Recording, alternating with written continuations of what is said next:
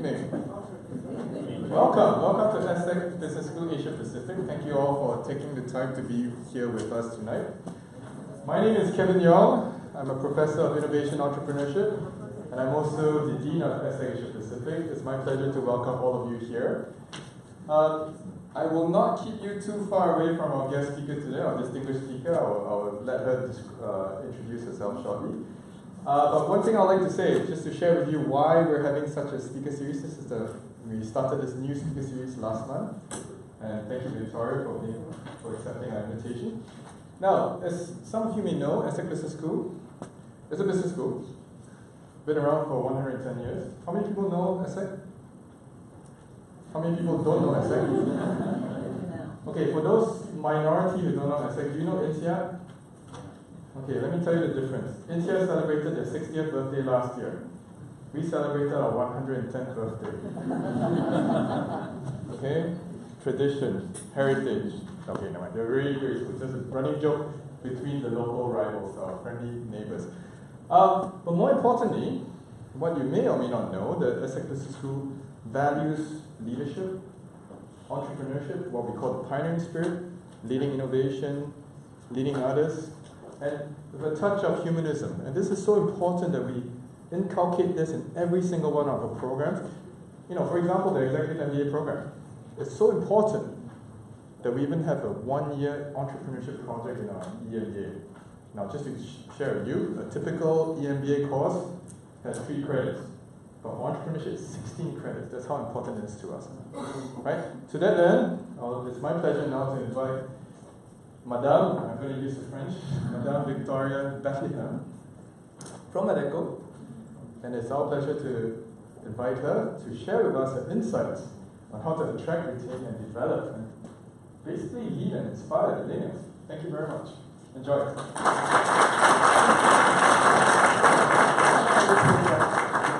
Thank you very much for that nice introduction, Kevin, and good evening, everyone.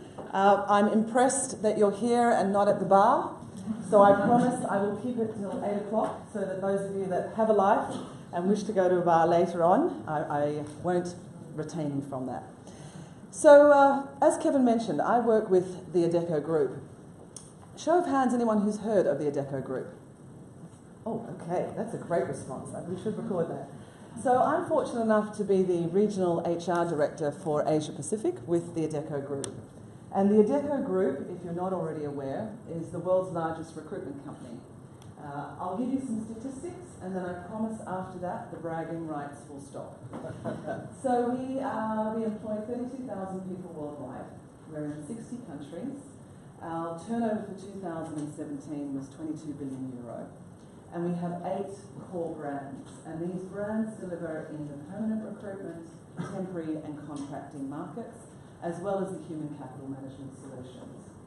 Now, I share that with you because as I take you on this journey today, which is a case study of what we do in relation to this topic, I share that in order to give it context and to give it relevance.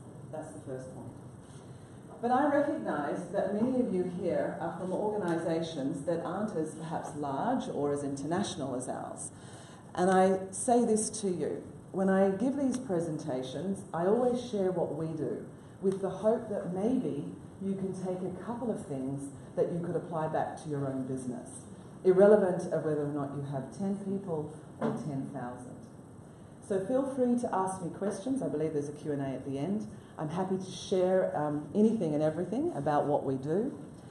I'm also going to tell you the things that not only we've done well, but the mistakes we've made. Because I don't know about you, but I get so frustrated when I go to these things and everyone tells you all the shiny toy stuff, but they don't tell you about the lessons they've learned and the mistakes that they've made. So I commit to you today that I will do that as well. So with that being said, if you can move across to my deck, that would be great. Thank you. So, today's agenda. What I thought I'd do is I'd share with you again our examples of where the strategies we put in place when it comes to attracting, retaining, and developing millennials. Let's just recap for a minute who the millennials are. Millennials are anyone between the age, as at today, of 22 and 34 years of age. And that in itself is quite a broad spectrum, because if you think about it, a 22-year-old is just leaving university and starting their first job. A 34-year-old has probably in excess of 10 years work experience. So that's already quite a broad group of people that we're talking about. In our region of APAC, we have 12 countries, 4,500 staff, and turnover of about €3.5 billion. 44% of our workforce are millennials. And within that, if you looked at some of the countries we have, in Vietnam the average age is 24, in Japan the average age is 38. So that has a huge impact on the way we look at our attraction, retention and development. Even the way we simply communicate internally is different. And you'll get a sense of that through this presentation. Today, 71 million young people are globally unemployed, and 40% of employers cite that they have problems filling their jobs. So we have this misalignment in regards to availability of resources and capacity to be able to bring them on board and hire. So as the world's leading and largest recruitment company, we recognised that we had a moral and I guess social responsibility to try and do something about that. And we introduced a program called the Adecco Group Way to Work. And it's like the umbrella in our organisation of all the initiatives that we deliver globally across the group that target these elements that you see here in this mission statement. Fighting youth unemployment, providing people with a way to work, improving their employability and getting them the right matching of jobs to their skill sets. So let's jump in and I'll tell you what they are. There's three when it comes to core initiatives, when it comes to talking about employability, experience and confidence. Our Street Day, our Experience Work Day and our CEO-for1Month Day. Has anyone heard of any of these programs? Okay, we need to do better marketing, clearly. Note to self, thank you. So let me tell you a little bit about each one of these. So Street Day. What happens on Street Day is we have one day a year where the entire organisation, 32,000 people, take to the streets, from our receptionist through to our global CEO. We go out to places where typically the millennials hang out. It might be shopping centres, it might be universities, business schools, streets where we know they frequent cafes and bars, and we literally pound the pavement. And in that day, we approach anyone and everyone to find out if they need help with finding a job or advice about their career. Everything is branded. We're en masse in that marketplace. We've got booths set up to be able to share that information. It's a pretty powerful day. And it targets boosting youth unemployment. And it's been running now for over 4 years. And every year gets bigger and bigger. Each year, about 1 million youths are engaged in the street. And it costs us our time and our coordination. And then off the back of that, we will connect with the polytechnics and the universities. And we've done so here in Singapore. We use this as a way of connecting with the marketplace and finding out what is going on with the youth and what's really driving their employment needs at that point in time. And conversely, we give away advice and information free of charge that hopefully will connect with them and mean that they'll come back either as a candidate or one day as a client. Experience Work Day. If you've ever interviewed any youths, the one thing they'll say to you is, I keep getting knocked back because I don't have experience, but I can't get a break in order to get that experience. And I can only imagine how frustrating that must be. So we started this program called Experience Work Day, and as you may well imagine, it's about young students, university, tertiary education students, coming into the office and shadowing a person for an entire day. They get to try on the job. They get to see what it's like to go back to back in meetings and sit in phone calls and perhaps miss a lunch break. They get to understand the frustrations and they get to ask questions directly in that environment.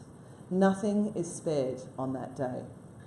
And what we try to do is we look at what the person is majoring in at the university, and we connect them then with somebody in our organisation that is aligned to their studies. So we have accounting students sitting with CFOs, we have people studying business sitting with our operations team, and so on and so forth. It's very simple, and the concept of work experience has been around for years. I remember when I was in year 10, I grew up in Australia, if you haven't already worked out the accent, and I remember I spent a week doing work experience in a company when I was about 15 years old. This concept is the same. What I really like about this though, and this is an important point if you're somebody that's recruiting candidates, is that these young people are obviously a source of inspiration and information, a lot of the time by the questions that they ask. They ask questions that are so obvious to them about things that we perhaps haven't questioned in a while. And that's what I personally gain when I host these people. But there's also something else that happens. See, mums and dads care about their kids, of course, otherwise, well, at least you'd hope so, otherwise they wouldn't have become parents.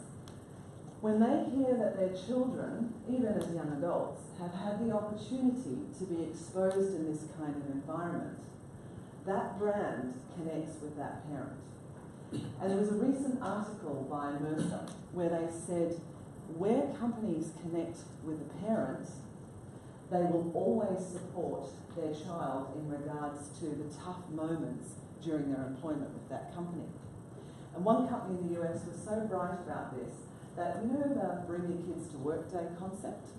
This company in the US does a bring your parents to work day concept because they've understood that the psychological contract that is made when a parent sees their child being well treated by an employer has a huge impact every time their child goes to them for that piece of advice and for that listening ear. So, Experience Workday. 46 out of our 60 countries participate. Over 700 branches worldwide stop business and get out to the streets. Nearly 8,000 people are helped every year when we run this program. These people now have something that they can put onto their resume that before that they couldn't present to future employers. And as we mentioned, it's a chance for them to explore, to get to know another industry, to get insight in a role, just to get exposure to what it means to dress in a suit and have to be punctual and have to turn up to meetings and be committed. Those lessons are just as vital as the content learnt during the days of information shared. So here we have a picture. This was our last intake. 6 tertiary education students here in Singapore. They were job shadowing in our office for a few days. There were 8 functions and roles that they got exposure to. And as I mentioned earlier, we specifically targeted these students. And again, we keep an alumni, a record of people who have been on these programs with the hope that they will come back and one day be a candidate and who knows, maybe also a client in the future. So that's Experience Workday. The next program I want to tell you about is something called CEO for1Month. So this was actually the brainchild of our CEO in Norway 6 years ago. He was looking to recruit graduates into his organisation. And let's face it, everybody at some point is recruiting graduates. So how do we make the campaign a little bit different and make sure we got volume and quality?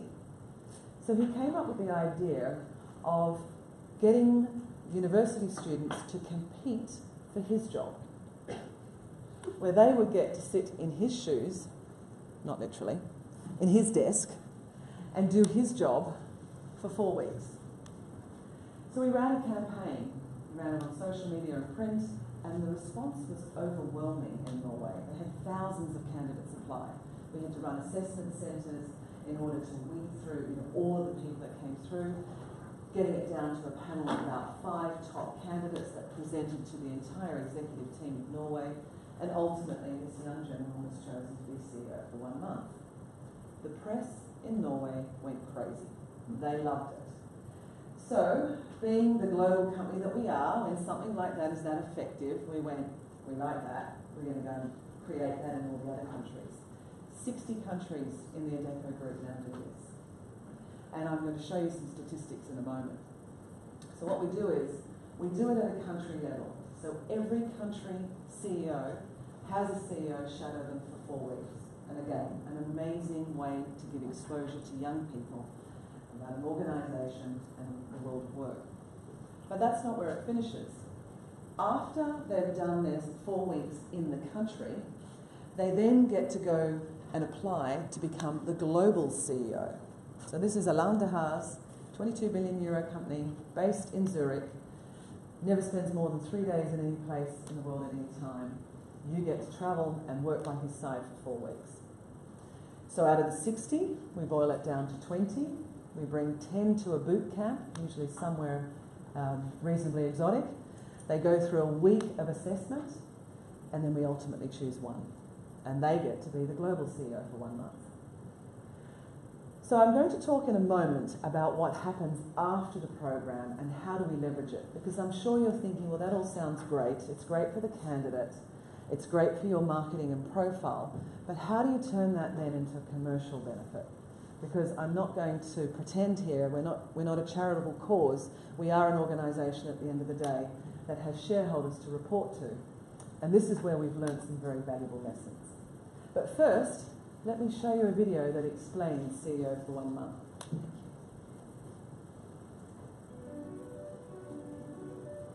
Have you ever wondered what gives successful people that extra edge? Their intelligence, their qualifications, their experience. The way they build success with a team and always strive for excellence. It's how they step up to new and bigger challenges, and if they fail, they learn from it fast. They never give up because they have clear goals and follow their dreams to the end. Sure that success will come because they believe in themselves. If this is your attitude, we'll give you the experience. Prove your CEO attitude. That was our CEO at the end. And all of the people that were in that video had been CEOs for 1 month, and several of them had been the global CEO for 1 month. And I'm very pleased to say that all of the global CEOs we've been able to recruit into our organisation, which has been great. Excuse me. But have a look at these numbers. So in 5 years, these are globally the number of candidates that have registered to apply to be CEO for the group. So the first year we had 18,000.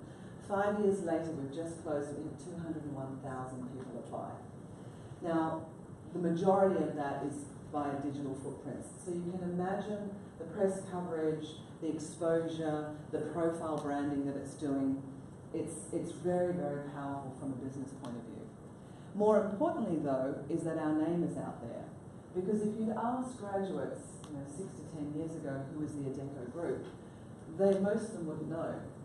Because recruitment is not a sexy industry. It's not Google, it's not Facebook, and we don't sit in the same tier as an Accenture or some of these wider global organisations. And we knew that. We knew that our brand wasn't strong enough, but that was the market we wanted to compete against. Because we wanted these people to be our future leaders.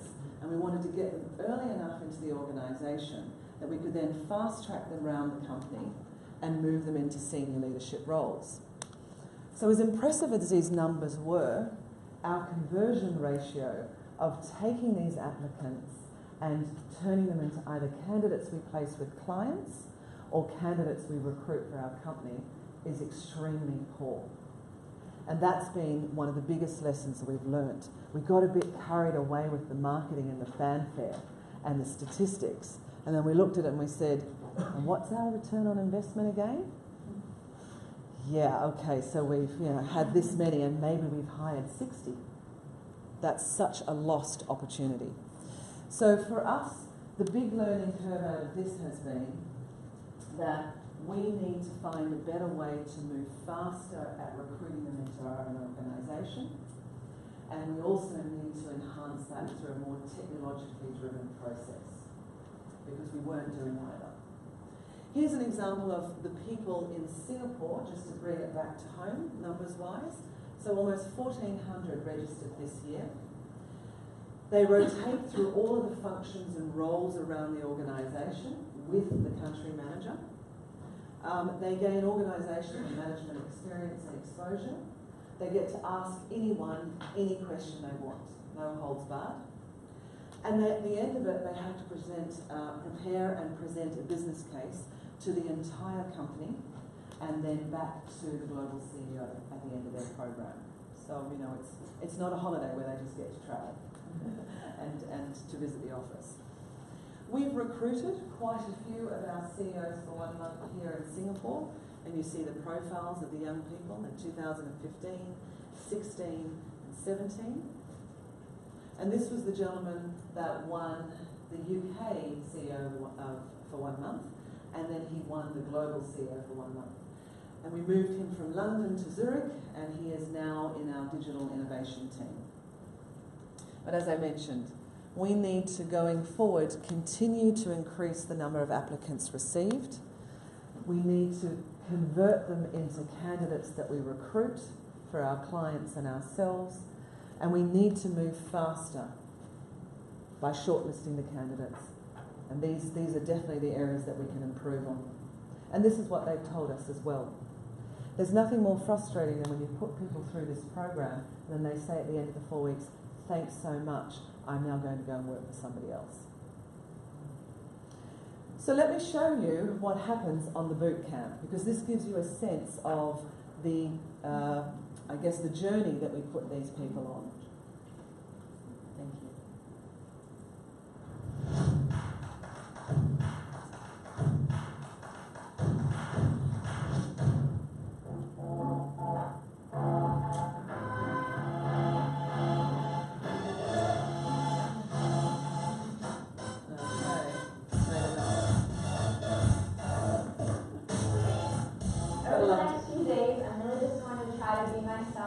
And try my best to have fun and enjoy this experience for all that it is. I don't think that's about it. Oh, a presentation would have been a presentation without some kind of technical glitch. It's all right, don't worry about it. What I wanted to do was just to give you a sense, because here you actually got to hear from them talking about what it was like being on the boot camp. And what's really nice, I think, about this video is that they talk so honestly about feeling the pressure and wanting to succeed and understanding that this is real world, you know, competing for a job and continually being assessed and performance managed, that's real world. But for them, they've never experienced that before. So anyway, that was the core message there. So moving on, we thought then, how can we, you know, make more of this program and all of the other programs that I've talked about that fall under that way to work? And we came up with the idea of hosting something called the International Future Leaders. You see, the whole thing that we find with millennials is that they need to understand what their sense of purpose is and what the journey ahead of them looks like. They want to be very, very clear on that.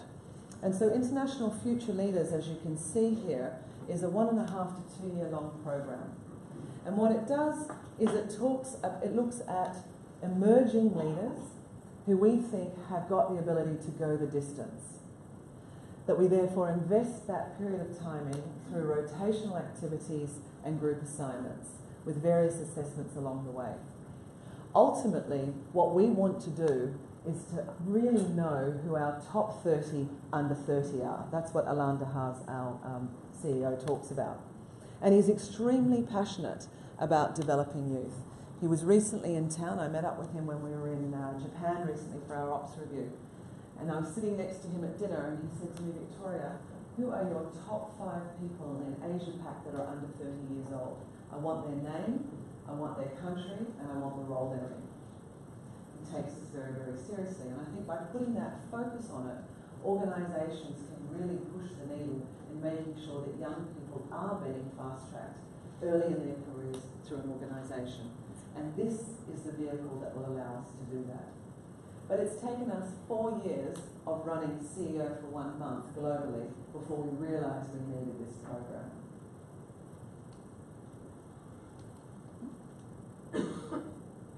So here you see a breakdown. They get 6 months in a role, 6 months on a stretch assignment, and 12 months working overseas in another division. And again, it's all tied to where they're majoring in when they've left university, and it's also tied to where we have the greatest needs in the business. It is absolutely part of our attraction and retention strategy. So moving on to retention. Let's talk a little bit about, if you want to keep them, what are the things that are driving them to stay with you? And these are the words that when we talk to the millennials across our organisation that come to mind. I'm sure they're nothing new to all of you. But what's important to note here is that there are a few standouts. Purpose. Purpose is a huge thing with millennials. Now, I'm not saying that if you're a Gen Y or a Gen Z or what have you, Gen X, that it's not important to you as well. Not at all. But this is in their top 3. It rates higher than other generations. By purpose, what I mean is, this is the hearts and minds. This is the connection to, I really relate to what it is I'm doing and what my role is all about. And I'll give you a good example. Before moving to Singapore 9 months ago, I held the global role of head of talent, and I was based in Zurich at our head office. And one of the programs I ran was the creation of a global employee value proposition. And our employee value proposition had to talk to the entire audience of 32,000 people, which meant that the task force was representative of all of those demographics. I brought in 2 of our CEOFor1Months onto that task force as contributors because I knew that they would have a very different perspective to my 50-year-old guy that I had from France and my 32-year-old that I had from Latin America. And the purpose that they brought to this program was vastly different to that of the older generations. For them, it was about having their say and making sure that their peers had their say into contributing the message that we put out through our EVP. So please don't underestimate the importance of ensuring that you can articulate their purpose to your organisation. That will speak volumes. The second thing is flexibility.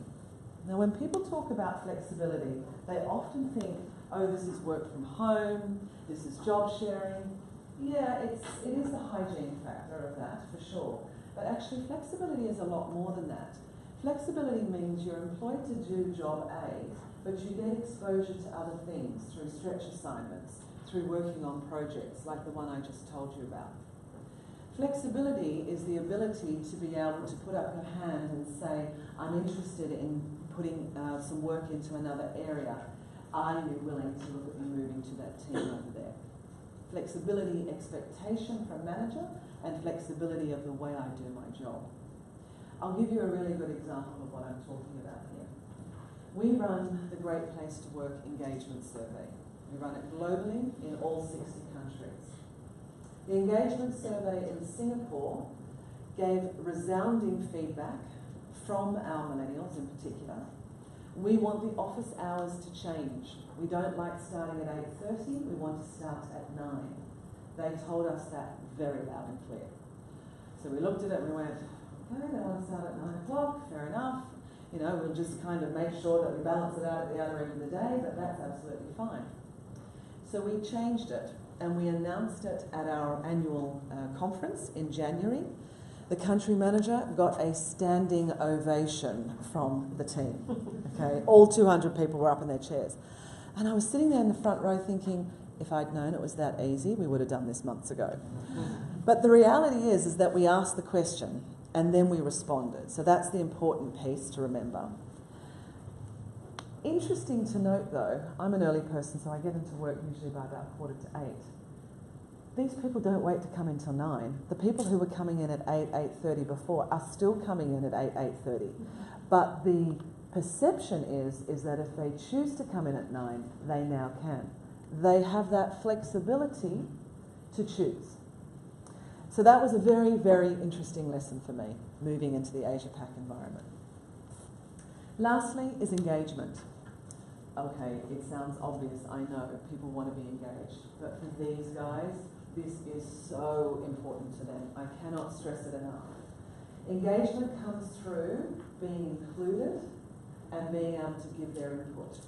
So Great Place to Work survey, engagement survey, or if you run something similar, these guys are all over it. They can't wait to give you their feedback. We run something called C Connect, which is basically anybody in a C-suite role hosts a bottom-up feedback session. It's completely confidential. There's not one management person other than the C-suite person who's hosting the event. And you get them to share anything and everything that they want to about what they like, what they don't like, and what they want changed in the company. That creates great engagement because we're seeking their opinion and then we bring something with it. Our Great Place to Work Ambassador Group, these are the guys that take the feedback from the survey and then throughout the year drive initiatives in that organisation. The Millennials cannot wait to volunteer for that. Again, engagement. So these are definitely three things that when you're building your attention strategy for holding on to your Millennials that you need to consider.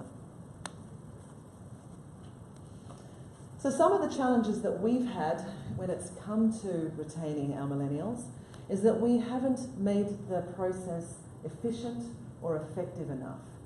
We've asked people to send in resumes via email. We've got them to do a telephone screening interview, and then we've had them interviewed by 3 to 4 people before we make a hiring decision. They're gone, okay? They're lost to us. We've realised that we need to pick up the pace and we need to modernise our process.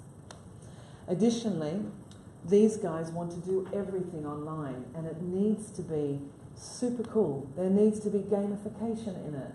There needs to be a point of difference that makes them remember that they registered with us for a job, be it with one of our clients or to come and join us. We as an organisation are catching up in the digital space.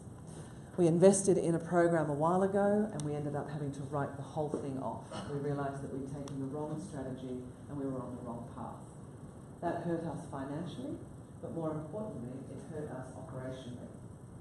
So be sure that when you are looking at your digitalisation strategy, you think about that user experience from a potential employee perspective, because often we think of it mainly from the client or the consumer perspective, but less so from prospective employees. We have CSR programs that absolutely enhance that purpose piece that I was talking to before. And it's branded as Win4Youth, but there's a range of things that we do behind that. And I'd like to take a moment to share it with you. We have sporting events, we have volunteering opportunities, and we have something called our Global Sports and Inclusion Day. So Win4Youth, what is it about? Basically, it is our corporate social responsibility meets duty of care to our colleagues in creating a healthy workplace. So we combine sport as a team with clocking miles that then convert to dollars to donate to a charity. So it's the whole thing of people feeling good about the activity that they're doing and at the same time creating an opportunity to raise funds. This is something that again is global and our people absolutely love it. We take having fun very serious at the Adecco Group and sporting is a part of that. With the charities that we work with, we then offer our people the chance to go and volunteer with them. They are the ones that hand over the check at the end of the year and they have a week's opportunity to volunteer with that nominated charity, and we choose about 6 every year that we donate to. And then the Sports and Inclusion Day is a day whereby we're looking at people with disabilities and including them in an environment whereby they too can participate in our Win4Youth events.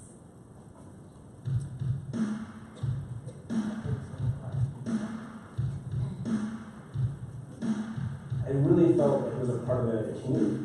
It was absolutely incredibly amazing experience.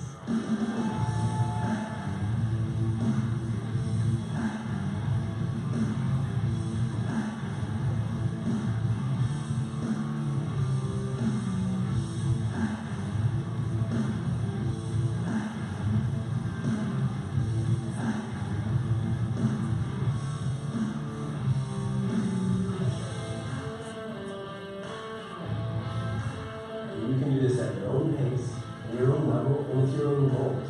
So who want me for all this?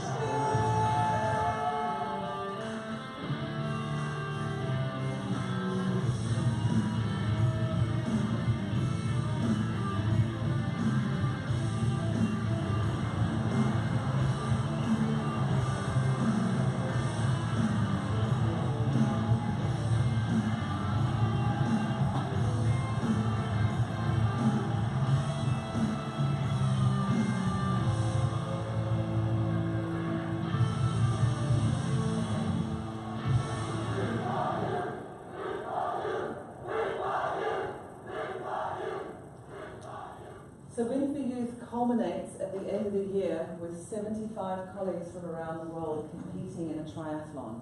That one there, I think, was Lanzarote last year. And we have many of our millennials who you can imagine are vying for a place on that. And it's not about management going to it, it's anyone and everyone can apply. And again, I share this with you because this, I think, resonates not just with millennials, but with most people. But it is a big part of our attraction strategy when we go to market and we are recruiting youth. We talk about this because we know that anything that connects with that relating to giving back to society, charitable work, as well as creating a healthy place to operate in, it absolutely resonates with them.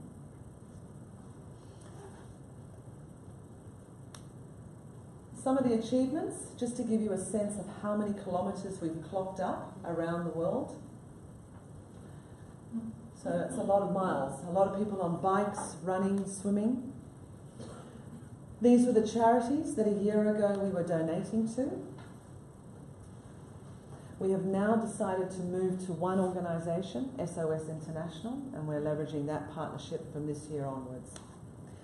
So many people got to go and volunteer there. As you can see here in Singapore, our team got to go and do volunteer work with a local organisation that we'd sponsored here as well. Our donation for last year was just over $500,000 US. And for me personally, I got to fulfill a dream. I went to Serbia and volunteered on Novak Djokovic's kids camp. I didn't know he was going to be there. I was really happy I was there on that day when he did turn up. As you can see from the smile on my face, I was a little starstruck, I will admit. So, the last initiative I wanted to tell you about is that of Global Sports and Inclusion Day. So here you see some impressive statistics, and again, this is about creating an inclusive culture whereby we recognise people from diverse and challenging backgrounds. We bring them into an environment where they can compete in sports safely, rubbing shoulders with our own. And we involve the clients and the candidates as well. And at the forefront of all of these programs, we have many of our millennial colleagues who are wanting to actively engage, participate and promote, which is fantastic. The last section I wanted to talk to you about today was development opportunities. And here I quote, it's really quite challenging finding that balance. The balance of where you're adding value to the organisation and making sure you don't overinvest, with that at the same time of developing the employee in a holistic way that builds their loyalty. You don't want to spend too much time or money on it if you're not going to, at the end of the day, reap the benefits, both commercially and culturally. So one of the things that we do is we try to use these CEOs for 1 month. We try to use these people who are coming through our International Future Leader programs to build alumni communities, as I've stated here. They talk about career opportunities, they mentor future people coming through, we involve them in networking events, we involve them in training events. We make sure that the intellectual property is passed down by our own people. These three colleagues that you see here are all our ex-CEO for 1 month, and they've all worked either directly or indirectly with the organisation as they've continued their studies, or now, since graduating, they've joined us on a full-time basis. So in closing, I say this to you. If you're an organisation that's really serious about wanting to target, attract, develop and retain millennials, then the things that I think you need to consider is collectively commit to an objective or target within your company. How many do you want? Where do you want them? What are the entry points into your organisation? The second thing I think you need to think about is selling the big picture and making sure the purpose is clear. You've seen that what we've done is we've branded every program. When you brand something, you give it an identity, and then that identity grows in life. People talk about it. And lastly, you need to continually improve upon your initiatives. You may not be a large international organisation like us. That doesn't mean you can't be successful in fulfilling this. You absolutely can. Do what is relevant and relative to your organisation. But make sure that every year you run it, you continually review and assess and improve. Because I can tell you it will only get better. CEO1Month started in Denmark, Norway, 6 years ago. It's now in 60 countries for us. So, with that, I thank you for your time and for your attention today. I believe we've got a Q&A session now, so I get to sit down. But thank you very much. You've been very engaged, which has been great. And I'm happy to answer any questions. Thank you. I think for a distinguished speaker, I would like to invite a distinguished colleague of mine, Professor Cedomir Nestorovic. I will allow you to introduce yourself. Thank you very much. My name is Cedomir Nestorovic. I'm Director of the Executive MBA program here. And I would like to thank you for coming. And it was a nervous presentation about the millennials. For the Executive MBA program, I see some of our participants. For some of them, we have graduation ceremony tomorrow. So I would like to thank them very much. I see some of them staying here. So concerning the organization of tonight, I would like also to thank very much Darren, who is standing here. This is the guy who is standing here. He is very instrumental in organizing it. But also all colleagues coming from the marketing department, IT department, all departments that we have here at ESSEC. I have just one or two questions concerning millennials. And it was a fantastic presentation how in one company they are dealing with them, because these people are reputed to be unmanageable. So it is interesting to see how we are doing it. And they also seem to be unmanageable from the professor's point of view. Oh, I can I ask the first question, please? I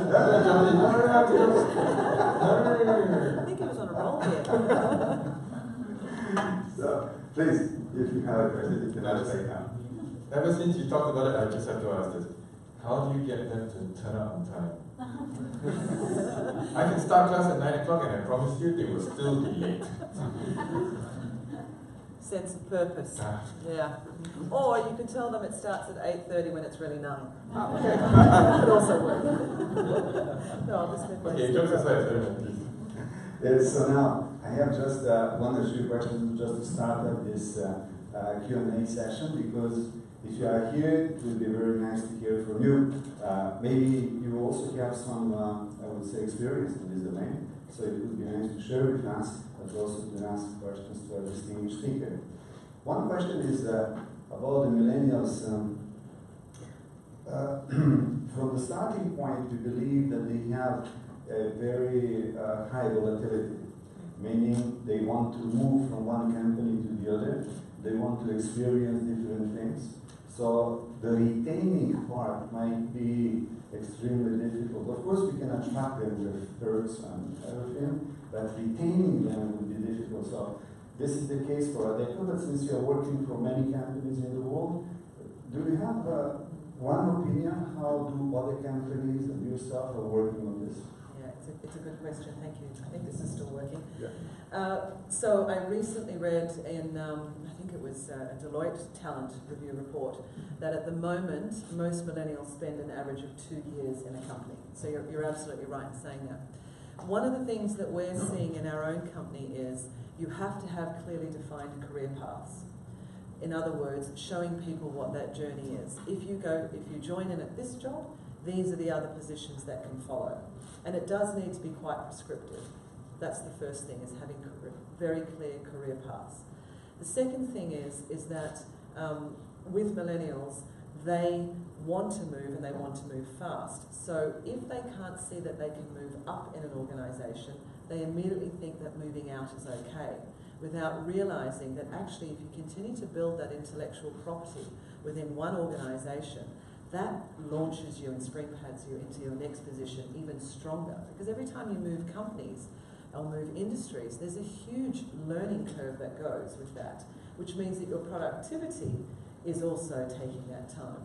So we spend a lot of time talking to people explaining that you can have a career path with us, and here is that next opportunity, and these are the expectations along the way. And that would be the final thing that I would say is the performance management of expectations and delivery is critical to being able to retain them and keep them on that career path. Because often they will think, well, I've done 18 months in this job, I'm ready. And until you can show them that you haven't actually learned all the things you need to, that's how you retain them in those positions. Good. I have just one last question. This is probably okay for, let's say, large companies when they have a clear career path, but for the small and medium-sized companies, what would you tell them? I would say to them, if you get 2 years out of them, you're doing well. Yeah, it's the truth, you know, and you've got to have that attitude when you bring them on board. So just as they're going to milk you for learning, you take the opportunity to glean from them as much as you can. Leave on good terms, because we are seeing a lot of them returning back to employers as well, which is encouraging. Questions, please? I think it's quite important, the performance review with millennials, but the thing is that here in Asia, there is a lot of pressure to change job title. Yes. Designation is just super important. Yes. And when after 18 months they don't see that job title change, they'll be frustrated. Yes. And we can see that. So how, we know that growth and learning is very important for them, but how do you show them, how do you recognize them without changing the job title? Yes. Or do you change the scope, or do you change the business card, or how do you, how do you navigate that without, you know, if you don't have any small companies or even big companies, you don't have like 12 levels or just, you know, so how do you deal with that? It's a very, very realistic and heartfelt issue for us as well, because even being a big organisation, there's still only so many levels. So what we focus on is the variety in the role. You remember earlier I was talking about one of the 3 critical pieces is flexibility. Giving them opportunities to work on different things and exposure to projects will overcome that. I think the desire for the job title will always be important, especially in Asia, where there's, you know, a strong sense of pride about what's on that name card. And so what we've done is we've looked at seniorities within one role, and we have junior, then the midpoint, and then a senior version of the same job to try and target that. And within that, you will look at the responsibilities. There might be 1 or 2 small things extra that they do, but that's okay. And that's absolutely helped us, for sure. We've seen that particularly in our spring professional business. Thank you. Another question? And when you're asking questions, can you please introduce yourself? Yes. Hi Victoria, thank you, that was really interesting. My name is Valerie, I'm working for the Hindenburg Group. I was just wondering, I guess all millennials are not the same if they're in the US or in Europe or in Africa or in Asia. And have you experienced differences, you know, that could like shed a light as to maybe the differences between each like continent or maybe societies in which they live? Yes, that's a fascinating question. 2 parts to that question. I have had exposure in a few different places because I've been fortunate enough to live in South Africa, I hear you're from, the US, the UK, Switzerland, Australia, and now Singapore. So I have had exposure at that. And I've never really thought about it, but now that you ask the question, what I see is the cultural difference, irrelevant of which generation they're from. The characteristics, and let's be honest, we are generalising when we talk about a millennial, a Gen Y, a Gen Z, etc., etc. The core characteristics and behaviours I haven't seen as hugely shift between continents. More so is the cultural element that goes with that. Yeah. Victoria, my name is Steve Kleinman and I'm from Cedomir Solutions. I run a very small company, and but you know, and I do understand that tonight we're talking about millennials, but obviously Adecco is a very large company, and your employees range from baby boomers through Gen X, Gen Y, and so on and so forth. Yes. And the focus on millennials, and while seeking their preferences or speaking to them and listening to what their expectations are, how do you manage that across such a wide spectrum of employees?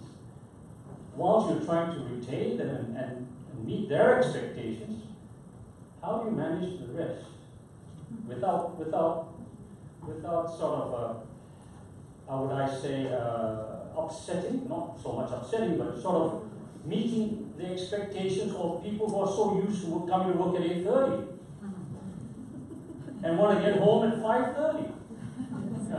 So that's just an example. So Yes. how do you manage that? So you're talking about cross generations working together. Absolutely. Essentially, yes. Okay. But that's not a new thing, though. You know, in the 50s they were dealing with cross-generational differences. In the 1900s they were dealing with it. I think that I don't think that there's a panacea or one-size-fits-all approach to it. I think it comes more down to understanding people, understanding what motivates and drives them, having an environment where you communicate that, and people can communicate both up and down, and a leadership team that listens and engages and tries to find a way to create an environment where people can effectively work together. Whether that's more millennials, less millennials, more Gen X, I don't think that comes into it, because everyone is going to have their own unique take on what is important to them. So I can't answer that question with one piece of advice other than to say, you know, work. We live in a diverse world. Work is no different, and therefore apply, you know, that ethical, moralistic behaviour as to how to discover how to work with them. Thank you. You're welcome. If you don't mind, you have another question. You lost your mic, I'm sorry. But I think that you I'm keeping the two of you apart. So, my question is about the employability that you mentioned before. And since we are living in a new digital world and everything, and since we are moving very fast, do you think that tertiary educations, institutions, are preparing them well for the job of today? Meaning, since the job is moving so fast, and maybe we are too old in order to teach them well? What do you think about that? God, I'm sitting in your school as you ask me that question. Yeah, between the two of you. I would say, this is my politically correct answer, I would say that some schools do it better than others. And I would say that as someone who's managed global learning and development programs and been a participant on them myself and been a customer, you can see from the get-go of the tendering process and the building of the program how digitally enhanced the business schools are or are not. From how do you get your case study readings, how do you submit material, the registration of programs, you know, all of that kind of thing. And I think that it is not a nice to have anymore, it's an expectation. It's an absolute expectation.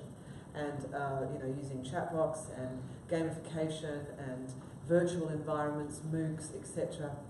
Those were buzz things a couple of years ago. I think if business schools and tertiary education centres don't have that as part of their standard offering, they will not be selected as frequently by students as what they may have done in the past. I think that a lot of tertiary schools, and this will be my last statement and I'll be quiet on it, I think that a lot of tertiary educations in the past, institutes, have relied on their ratings and what the media has had to say, and we've moved into a world now where people go and do their own research and they listen to what other students have to say before they read your brochure and believe you. You're welcome. You may not invite me back after this now. Please go ahead. No? Hi, Victoria. Thank you very much for your presentation. First, I want to tell you that I find it really inspiring. And I had no clue that Adecco was doing all of that. So thank you for sharing. I was curious from your point of view and from your experience. I think indeed engagement and giving visibility to millennials is very strategic into making them retaining them and making them engaged into an organization. That the thing is also the question of how the organization can adapt to that and to the kind of fast pace of their evolution within the organization. So what I was wondering is whether you had to review your organization structure, because one thing is, of course, junior, senior role, well, that saves you maybe 2 years. But what I'm wondering is to what extent are you also evolving the way your teams are structured to maybe enable a different way of rising through the organization in that sense? Yeah, that's a really great question. And I wish I had a really great answer. The reality is that you're talking about organisational development plans there, we have not been that sophisticated. We simply haven't. And I think the reason why we haven't been is that we've been on such an expansion rate for so long that we've been able to move these people into where we've opened up new business units, we've opened up new brands, we've expanded division lines. And our philosophy is to promote from within. So we have in excess of 80% of our roles internally are filled by our own people, which is fantastic. But these are often newly created positions as opposed to having a really sophisticated org design program in place where we start doing that workforce planning piece that you're talking about. That's the next part of our journey. So if you've got any tips on that, I'd love to hear about it. We can exchange cards. Okay, my turn, finally. My question. We have time for one more question, so I would like someone from the crowd. One last question.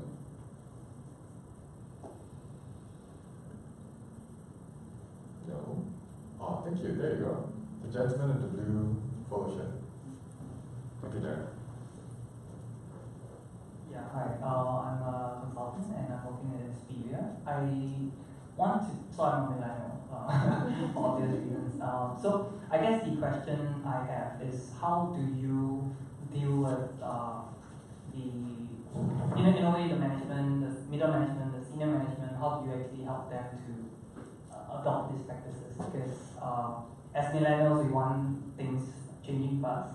And we find, as you place in your challenges, there are things are still moving pretty slow. So how do you go about getting it through to the management?